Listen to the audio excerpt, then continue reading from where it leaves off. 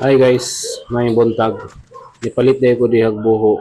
Kaya akong himuag kulungan ning akong manok. Kinahanglan mo silang himuag kulungan kaya magasige naman sila glantanay. Magasige mag-away ang mga dangag.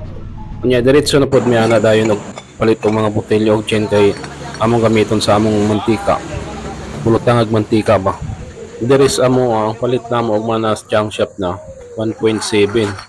Pero ang ubang junk shop mahal na, dos na. Usahay gani na 250 na sa botelya, medyo mahal na kayo. 736 sa gani among napalit ron kayo medyo hinay man ang mangilinom ko no. Niya diretso na may anas bukid kay mo kuha mi ka ng buho. Buho may tawag ka diris amo buho pero sa Bisaya bagakay. Ana bang murag kawayan nga walay tunok. Aniabot na gani Miss Belay ana na yung wala na ako kay video hitong dito sa pagkuha ng mga tong buho kay wa man na untong akong kamerang buhang maling kadangag ka ako. Wala na regalisod naman gani pasulod na sa balay kay gamay ra man in taon akong balaw niya. Taas man sila malisod kay inig-inigwahing ba maglisod man pero madala lagod din taw kinahinayan. Kanang akong manok kana sa likod sa balay ra. Galam-galam kog manok kay wala may lingaw. Yeah, panodan raman na.